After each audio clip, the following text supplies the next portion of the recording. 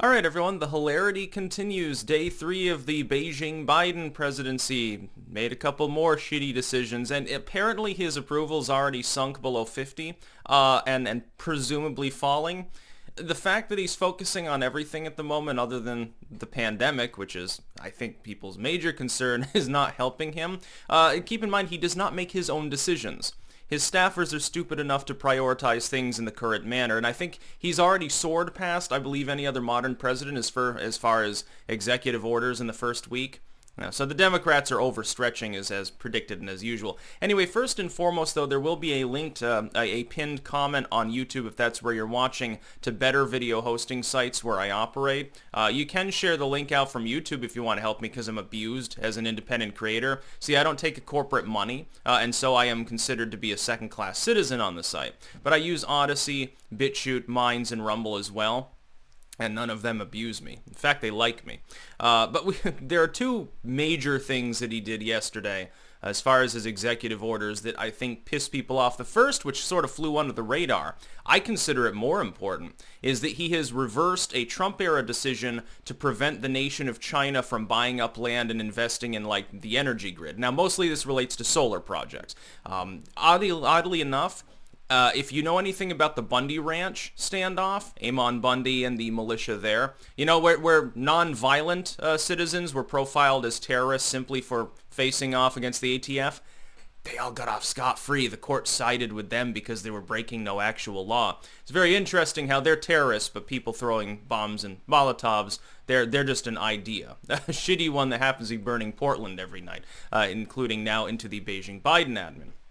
That was over a land dispute, where initially it was the Bureau of Land Management saying, well, there are endangered tortoises there, so you can't graze on this piece of land you've been grazing on because your cows might kill the tortoise or your horses or whatever. It was bullshit. This was just the cover story to get the left to latch onto it. Really what it was about is they wanted that land to build a solar project. Who bought it? China. Something like what? Thousands of acres of land. The Chinese government owns enormous swaths of the U.S. power grid, and it shouldn't have any ownership of the power grid. No, foreign states should not be investing in U.S. energy projects. That kind of energetic globalism is a terrible idea. What we should be doing is subsidizing home solar. But you see, that would get people off the grid a little bit more and less reliant on centralized systems. We can't have that. We have to make sure everything's centralized so that we can tax it more and we can regulate people and control their behavior thereby. And the one that pissed people off more, now I see it as less meaningful than selling out our energy grid to a hostile foreign entity.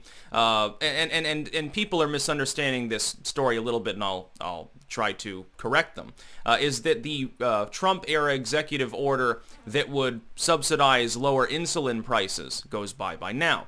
That hadn't gone into effect yet. It was for the future. But now it won't happen. So your insulin prices, diabetic grandma will remain having to, choose between feeding her cats, feeding herself, and not croaking of diabetes at this point. Your grandma will be a very thin person. Might actually cure her diabetes when she chooses to feed her cat 90% of the time. It's a disgrace. It doesn't make any sense. And basically what Biden's saying is, well, we want to study it further.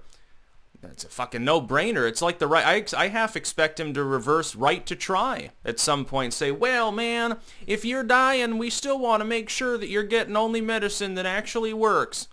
I expect him to do that because the whole point of every executive order he's issuing seems to be posturing for either more war or more taxes or taking people's civil liberties away.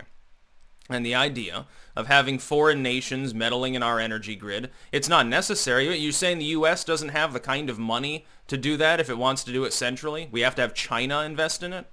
Well, they're not doing it for anyone's benefit but China. If you're investing in something, you're trying to draw profit off of it. Very capitalistic of a communist nation, by the way. They're doing it because they get proceeds from that. The Chinese company administering it will get money. Beijing Biden is quite literally enabling China to siphon wealth out of the U.S. economy by screwing U.S. consumers of solar energy. How much more cut and dry can you get to this dude's, not really making his own decisions?